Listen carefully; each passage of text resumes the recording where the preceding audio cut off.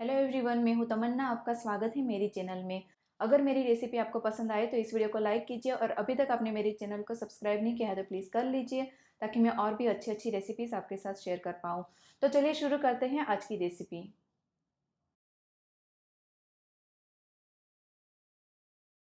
यहाँ पे मैंने लिया है 1.5 कप बाजरे का आटा। इसमें से 2 रोटला बनेगा।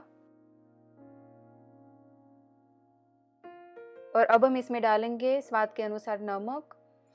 और अब हम थोड़ा थोड़ा पानी डाल के इसका एक मीडियम आटा गूंद लेंगे। हमें इस रोटले का एक साथ, अगर आपको 3-4 रोटला बनाना है तो फिर एक साथ मत गूंदिए, 2 का आप गूंद सकते हो एक साथ में। अगर आपने एक साथ बहुत सारे गूंद लिया तो फिर वो थोड़ा ढीला हो जाता है। और अब हम इसको एक रोटले का आटे का हम थोड़ा थोड़ा पानी डाल के इसको अच्छे से गूंद लेंगे। हम इसको जितना गूंदेंगे उतना अच्छा रोटला बनेगा। और आप जब भी रोटला बनाओ तो आटा हमेशा फ्रेश यूज़ कीजिए।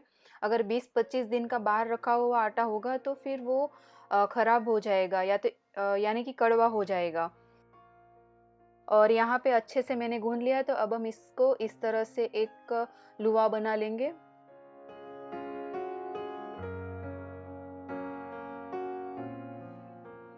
और यहाँ पे मैंने प्लास्टिक की बैग को कट करके बिछा दिया है। अब हम इस लुए को प्लास्टिक के अंदर रख देंगे और इसे कवर कर लेंगे इस तरह से। और अब हम इसे बेल लेंगे।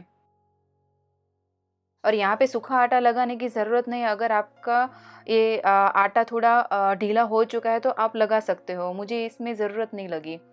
अगर आपको ज़रूरत लगती है तो आप थोड़ा सूखा आटा छिड़क सकते हो। और जैसे ही हम भाखरी या रोटी बेलते हैं, इस तरह से हम बेल लेंगे। पहले हम साइड से बेलेंगे और फिर हम बीच में से बेलेंगे। इसे हमें इतना थिक रखना है।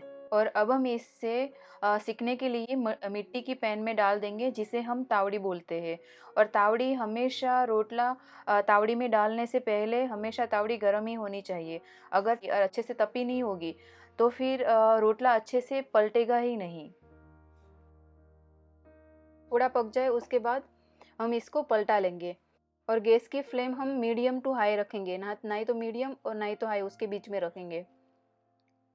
और पहली साइड है ना बहुत ज़्यादा नहीं पकाना है। अगर बहुत ज़्यादा पका दिया तो फिर दूसरी साइड है ना फट जाता है।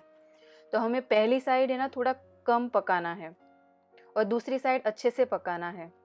और पीछे की साइड अच्छे से पक गया है तो हम इसको फिर पलटा लेंगे। और इस तरह से ये फूल जाए, या तो फिर ना भी फूले तो इस तरह से डिज़ाइन पड़ जाए तो फिर हमें इसे निकाल लेना है। ये रोटला बन गया है।